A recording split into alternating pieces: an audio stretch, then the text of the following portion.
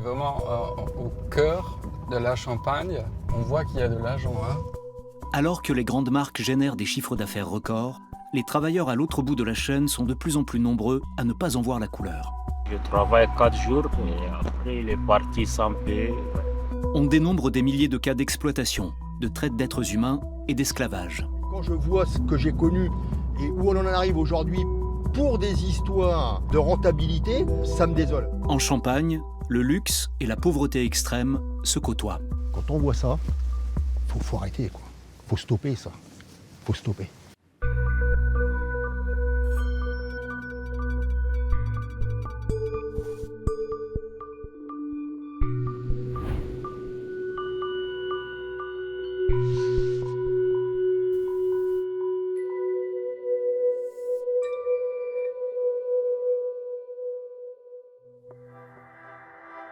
Épernay, dans le nord-est de la France. La ville est considérée comme la capitale mondiale de l'industrie du champagne, produit glamour par excellence. C'est ça, l'avenue de Champagne? C'est l'avenue de Champagne, donc on a toutes les maisons, ou presque, ici. Hein. Robert Schmitt, Stéphanie Wenger et Isha Canis font partie d'un collectif international de journalistes. Ils ont choisi la période des vendanges pour venir dans la région et découvrir ce qui se cache derrière cette somptueuse façade. C'est des beaux immeubles. Hein. Vraiment, on voit vraiment qu'il y a de l'argent ici. Hein. La plupart des grandes marques de champagne appartiennent à des multinationales, des conglomérats de l'industrie du luxe et des investisseurs. Et c'est un business en plein essor. En 2022, le secteur a généré plus de 6 milliards d'euros de chiffre d'affaires, un record. Pour y parvenir, près de 100 000 saisonniers sont recrutés chaque année pour les vendanges. Regardez, il y a des boîtes. Ah, c'est là-dedans qu'ils vont mettre les grappes quand ils vont ramasser? Ouais. Soutenu par l'ONG européenne Journalism Fund, le collectif envisage de publier ses articles dans la presse écrite en Allemagne et en France. Ces investigations se concentrent sur l'éventuelle implication d'une partie du secteur dans l'exploitation illégale et la traite d'êtres humains. C'est du travail très intense. Il y a quand même des suspicions que les gens ne soient pas correctement payés pour leur travail. Il y a aussi eu des cas par le passé où les gens ont été hébergés dans des conditions terribles. Ce n'est pas la majorité, mais il y a quand même pas mal de cas. Et nous, on est là pour voir sur le terrain ce qui se passe exactement. Il y a beaucoup de gens qui viennent de l'Europe de l'Est ou des fois d'Afrique ou d'Asie qui ne connaissent pas leurs droits. Et des fois, ils n'osent pas s'élever contre ces abus. Je suis moi-même un réfugié. Je comprends leur situation. La plupart n'ont pas de revenus stables. C'est pour ça qu'ils sont prêts à accepter n'importe quel travail.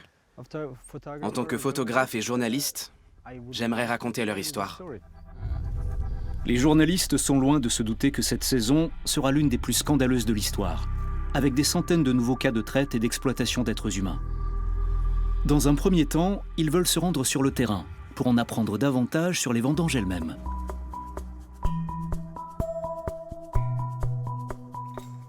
Le soleil n'est pas encore levé, mais c'est déjà l'effervescence sur le domaine champenois de la famille Bénard. On avait rempli des caisses, hein.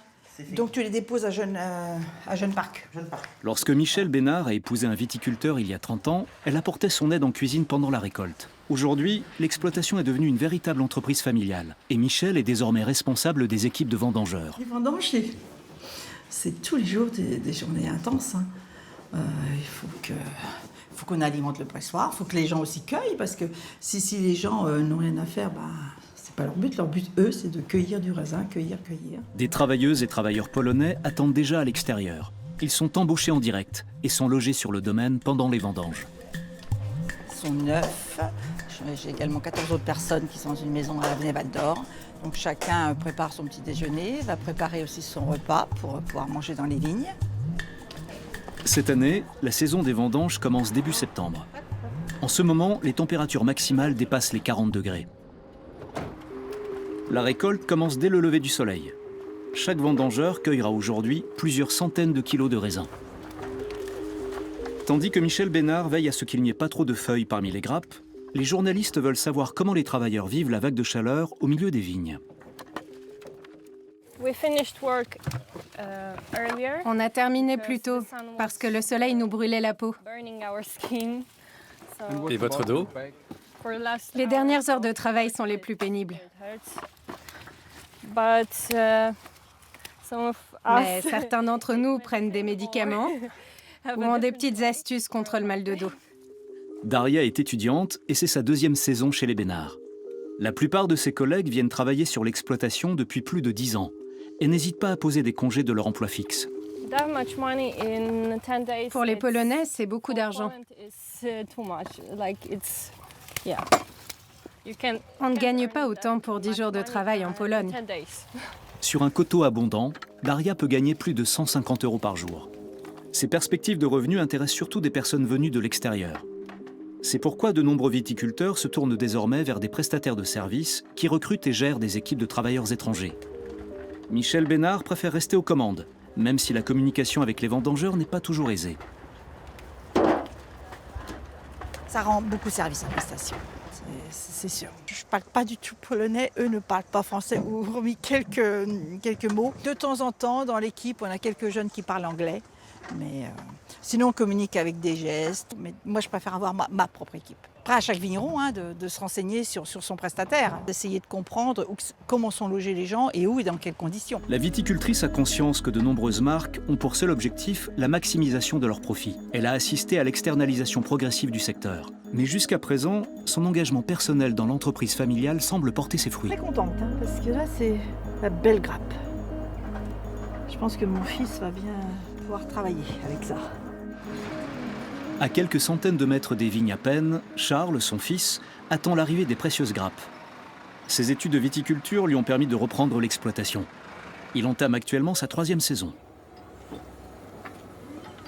Moi, je récupère les raisins au pressoir. Et une fois que je les ai, je lance la presse. Et après, on viendra vinifier les vins. Pour pouvoir procéder au pressurage, le jeune viticulteur a besoin de 4 tonnes de raisins. Selon la loi, celui-ci doit être récolté à la main pour ne pas être endommagé. Charles a donc une idée pour son domaine. On a des projets de replantation d'arbres de manière isolée, aussi de fruitiers. Et puis, il ne faut pas juste voir la rentabilité. Voilà, il fait super chaud. Ils font une pause, les vendangeurs. Va trouver un coin d'ombre. Ça, c'est un projet qui me tient plutôt au cœur personnellement. Mais tous ne partagent pas cette vision romantique du champagne. Beaucoup de gros producteurs ont des objectifs économiques clairs et environ 2/3 des récoltes sont destinées aux grandes maisons. Le leader de la branche, LVMH, fabrique à lui seul plus de 70 millions de bouteilles par an. Charles Bénard ne veut pas se laisser impressionner et se félicite des quelques 70 000 bouteilles qu'il produira avec son raisin. On a allé tailler dans le froid, on est monté sur le tracteur pour aller s'occuper des vignes. Ça nous a pris du temps, des efforts et on obtient quelque chose de superbe à la fin, quoi. Et top. Et ça, c'est... En plus, on fait vieillir nos vins, donc ça, c'est un vin qu'on va goûter que dans 4-5 ans. Donc, faut se projeter. Le premier champagne signé Charles Bénard ne verra le jour qu'en 2024. Mais les réjouissances, elles, n'attendent pas. On a rentré le dernier pressoir, donc moment de détente pendant que ça coule. Et puis, pour la transition, une bouteille pour finir la journée, quoi. Encore une journée de fête, 14 000 kilos à peu près de cueillis, 1 hectare 30 de parcouru. Bon, ça s'est bien passé. Bon, et à la vôtre. À la vôtre à tout le monde. Santé. De nombreux viticulteurs et marques respectent les règles. Mais le secteur compte aussi des brebis galeuses.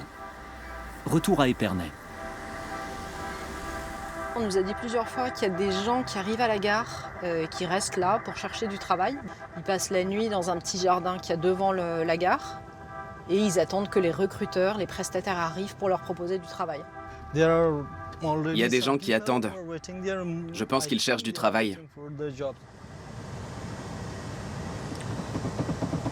On est prêt? On y va? Oui.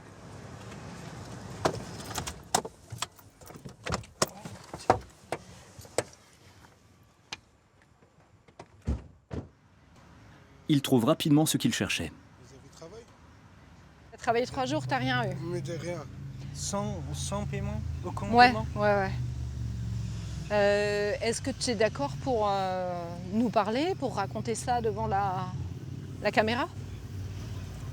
Non, mais je ne peux pas, les problèmes. Je le connais, lui, mais j'ai dit, c'est bon, laisse tomber. Voilà.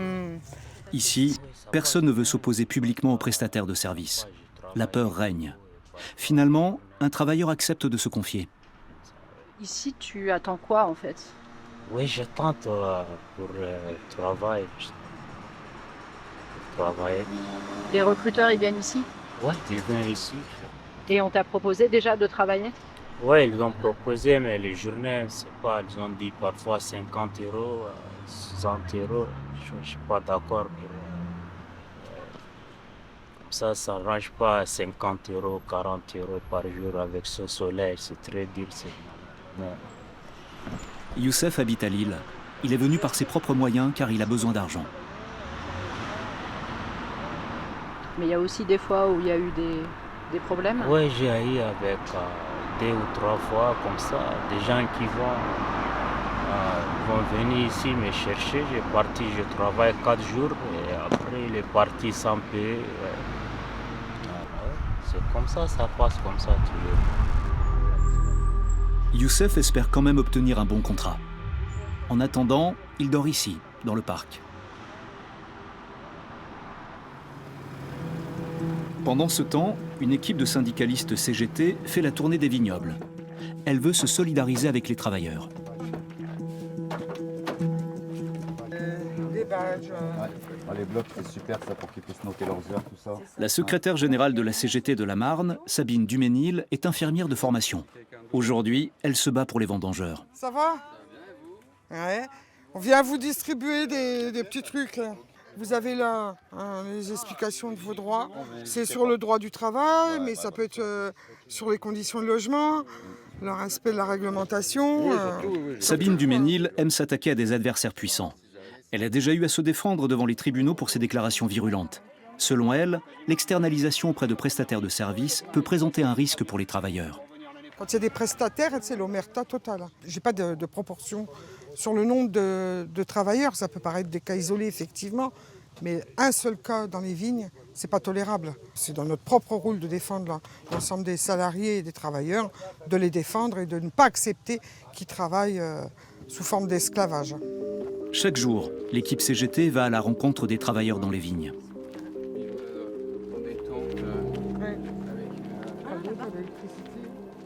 On a programmé, donc on a un parcours et puis on passe voir tous les vendangeurs.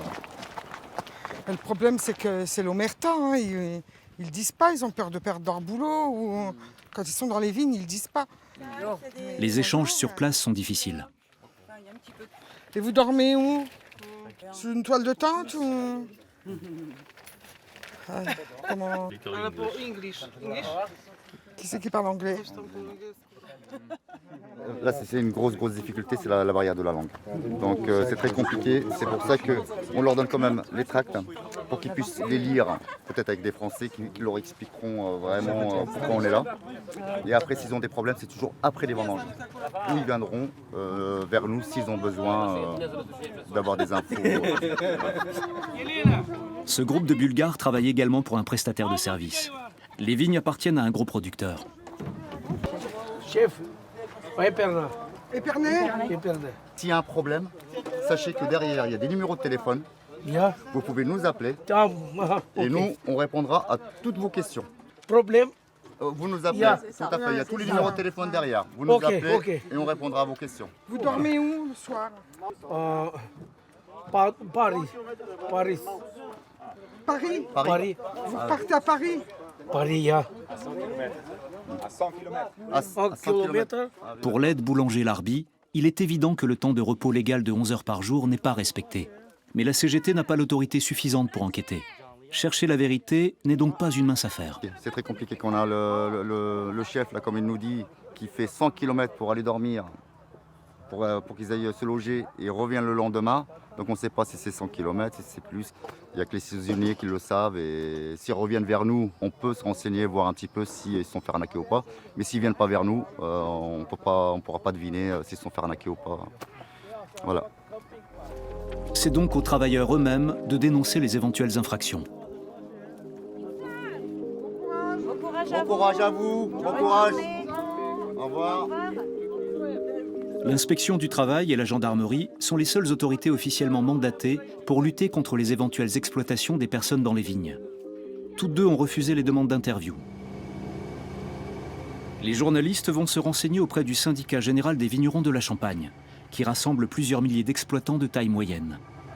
Bonjour madame. Christophe Pernet, enchanté. Stéphanie Laguerre, merci de me recevoir. C'est un plaisir.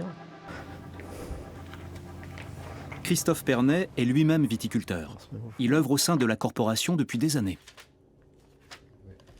On réunit tous les employeurs, enfin on propose aux employeurs de venir à ces réunions d'information où on expose tous les sujets, bien sûr, que ce soit le sujet de conditions de travail, que ce soit les sujets sociaux, que ce soit administratifs. Qu'est-ce que vous pouvez nous dire sur le recours aux prestataires ?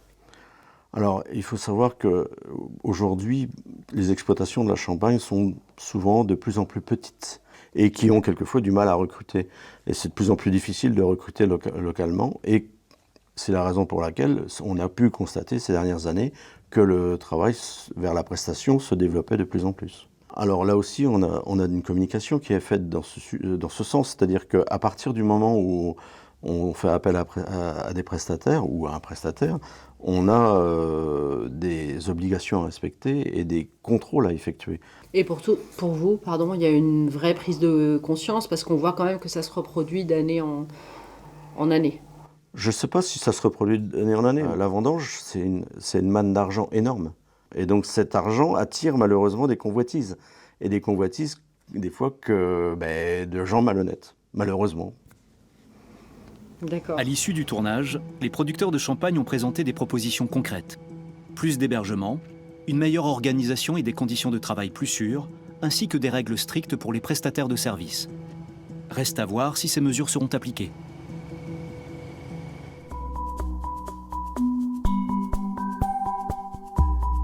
José Blanco travaille dans l'industrie du champagne depuis 36 ans.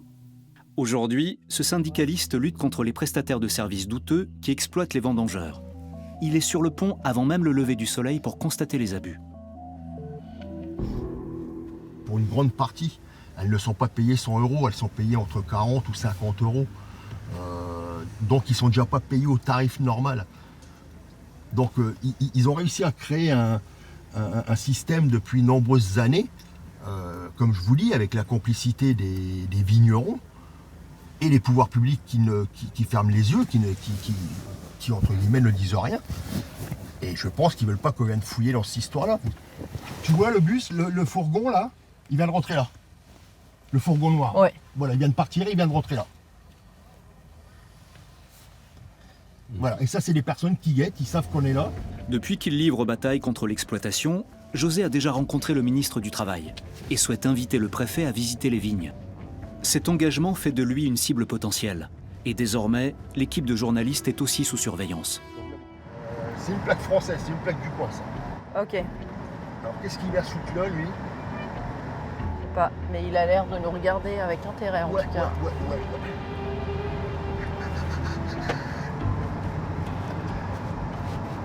Ils sont avec les téléphones. Mais il y a une surveillance qui est terrible ici. Hein. José refuse de se laisser intimider. Il sait que pour certains prestataires, ce parking est une véritable bourse au travail sauvage. Donc là, vous voyez tous les bus qui viennent de diverses destinations, hein, province, la région parisienne, et qui déposent les personnes qui vont venir couper le raisin donc pour toute la journée.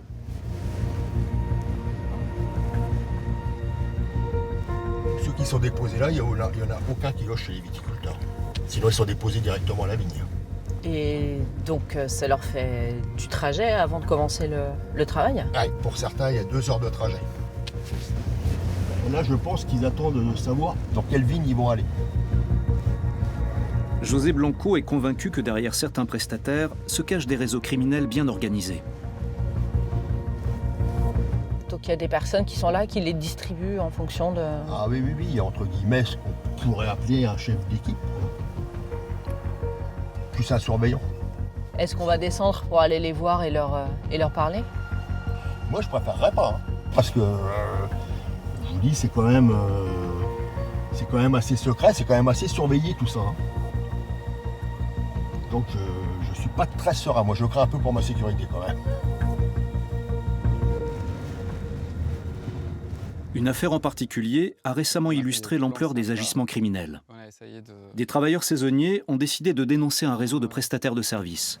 En 2022, la justice a condamné un prestataire de services pour traite d'êtres humains. Donc ça c'est une des photos qui était publiée dans la presse locale. Et on voit des vendangeurs qui dorment par terre sur des matelas. Ça. Donc, comme on avait dit, en grande partie des demandeurs d'asile qui voulaient juste gagner un peu d'argent. On a fait des plans sympas. Le journaliste Ishaq Anis a lui-même fui l'Afghanistan pour se réfugier en France. Il connaît bien le sentiment d'impuissance que suscite une telle situation. À Paris, après d'intenses discussions, il est parvenu à obtenir une interview auprès d'une victime afghane impliquée dans le procès. C'est la première fois depuis le jugement que Sifatoullah Varzival s'exprime publiquement sur les agissements du réseau criminel qui l'a piégé.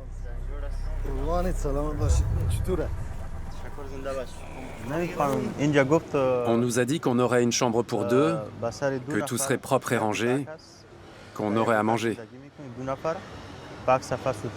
Mais quand on est arrivé, tout était différent. Il n'y avait qu'une seule grande chambre, pas de lit, pas de matelas. On a dormi à même le sol. Vous n'avez signé aucun contrat. Quand on a postulé, ils ne nous ont rien fait signer. J'ai travaillé 5 jours sans contrat. Ensuite, je leur ai dit, si vous ne me donnez pas de contrat, j'arrête de travailler. C'est pour ça que j'ai appelé la police. Je vois. Parle-moi des conditions de travail. C'était très dur. On travaillait jusqu'à minuit environ, et le matin, on se réveillait vers 5 ou 6 heures. On était 36 personnes à dormir dans la même pièce. Et il n'y avait qu'une seule toilette. Un seul cabinet de toilette? Oui. Les 36 personnes qui travaillaient là-bas étaient logées dans le même bâtiment. On avait un cabinet, une salle de bain et un réfrigérateur. Et l'autre chose très difficile, c'était la nourriture. On ne nous donnait pas assez à manger. Quand on travaille, il faut des repas nourrissants. Entre-temps, Sifatoullah Varzival s'est installé en France et a trouvé un emploi stable à Paris. Son témoignage a permis de révéler le plus gros cas de traite d'êtres humains en Champagne à ce jour. À Reims, un avocat a représenté de nombreuses victimes afghanes lors du procès. Benjamin Chauveau a lui aussi travaillé dans les vignes quand il était étudiant. Mais depuis, beaucoup de choses ont changé. De répondre à vos questions ? Je vous en prie. Maintenant, la justice, le palais de justice n'est pas simplement au milieu des vignes, il est en lien avec cette activité. Alors c'est une activité économique majeure, mais on n'avait pas forcément coutume d'aller devant le tribunal correctionnel.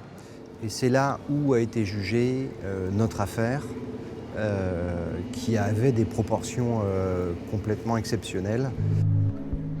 L'avocat accepte de donner un aperçu du procès à la journaliste. Selon lui, même 1 an après le jugement, de nombreuses questions subsistent. C'est un procès exceptionnel, avec des moments extrêmement forts, extrêmement poignants, et aussi, par rapport aux résultats qui avaient été obtenus, une extrême frustration. Justement, vous évoquiez une frustration par rapport au jugement. On a une grande maison de Champagne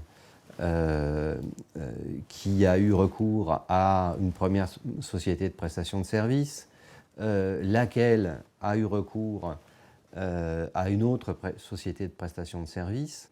C'est ce deuxième, troisième échelon qui a été poursuivi. Par contre, tout en haut de la pyramide, la personne chargée par cette grande maison de Champagne de surveiller les vendanges, eh bien, elle est passée entre les mailles du filet. Donc selon vous, il y a une volonté quand même de protéger un secteur et de protéger certains acteurs majeurs ? L'exploitation viticole, c'est ce qui fait vivre la région Champagne-Ardenne majoritairement. Et on ne peut pas s'empêcher de penser que forcément, on va s'attaquer,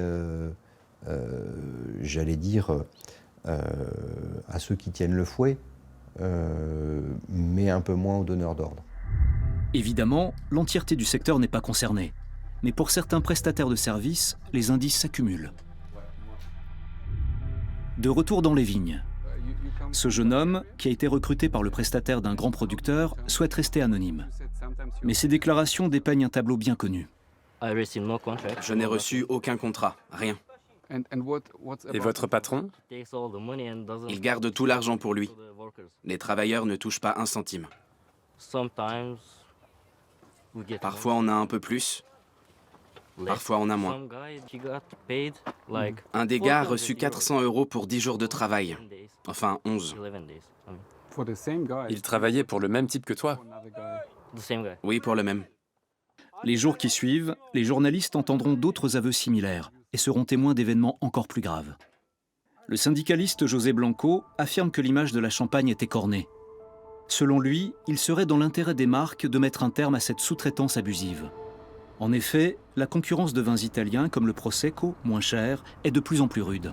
Notre espoir, c'est que les employeurs et les employeurs des grandes maisons se mettent autour de la table et qui disent qu'il faut arrêter ça, quoi, pour l'image du champagne et pour l'avenir du champagne. Voilà. Donc nous, on veut défendre ça pour nos emplois, notre métier et notre région. José Blanco est né en Champagne et travaille dans le secteur depuis des décennies. D'ailleurs, son fils participe aux vendanges cette année. Pour José, c'est une raison suffisante de lutter contre l'exploitation, qui serait systématique depuis trop longtemps. Les hébergements en sont l'illustration parfaite. Donc voilà, là vous avez encore un camp, entre guillemets, qui n'est pas très légal. L'année dernière, on avait des poubelles avec les numéros. Et là, cette année, on met carrément « Je trie mes déchets, vendange 2023 ». C'est-à-dire que ça, c'est des poubelles qui sont mises à disposition par la communauté de communes d'Épernay. C'est-à-dire que tout le monde est au courant, que ce soit le maire, que ce soit la communauté de communes, et on tolère tout ça. En Champagne, les employeurs ont interdiction de loger les vendangeurs sous tente. Pourtant, ces campements illégaux poussent un peu partout au bord des routes. Un informateur a confié à José qu'il y en aurait un plus haut, dans la forêt. Les conditions de vie y seraient particulièrement dramatiques.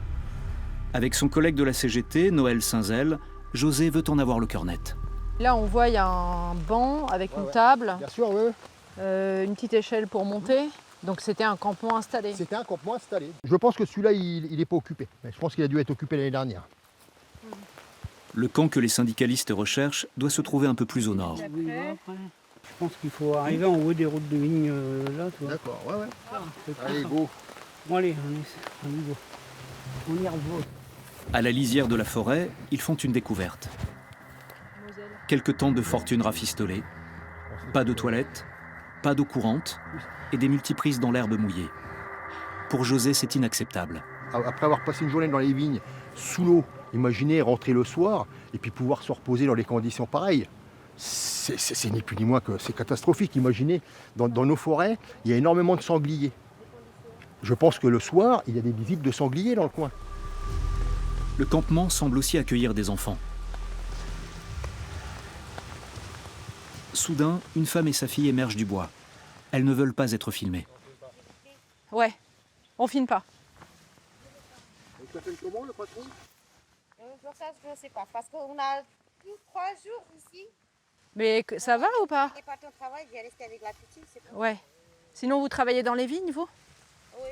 Alors que les hommes patientent à la lisière de la forêt, la journaliste est autorisée à pénétrer dans le campement. Elle découvre une histoire effroyable. La dame, elle est de Roumanie. Elle est arrivée ici, ils lui ont soi-disant promis à son mari, à elle. Ils sont encore avec le reste de la famille. Donc un accès en dur, avec des toilettes, et puis là, ils n'ont rien du tout. C'est la traite d'humains, ça, pour moi. C'est de la traite d'humains, ça. Ouais. Je vais contacter l'inspecteur du travail ce soir. C'est ça, la Champagne. C'est ça. Et c'est ce qu'on dénonce. Alors après, la CGT, ouais. Ben, arrive un moment, c'est de l'humain, c'est des êtres humains. Qu'ils soient blancs, qu'ils soient noirs, c'est des êtres humains. Et quand on voit ça, faut arrêter, quoi. Faut stopper ça. Faut stopper. Après le tournage, le collectif a reçu des images d'un autre cas d'exploitation. Des personnes entassées, une nourriture impropre à la consommation, des conditions d'hébergement catastrophiques. Il est clair qu'il ne s'agit plus d'exemples isolés. À la fin de la saison, on dénombre des centaines de nouvelles victimes de cet esclavage moderne. Plusieurs poursuites pour fraude sociale, dont le montant s'élève à plusieurs millions, ainsi que 2 nouvelles enquêtes pour traite d'êtres humains. Un constat effarant pour l'un des pays les plus riches du monde.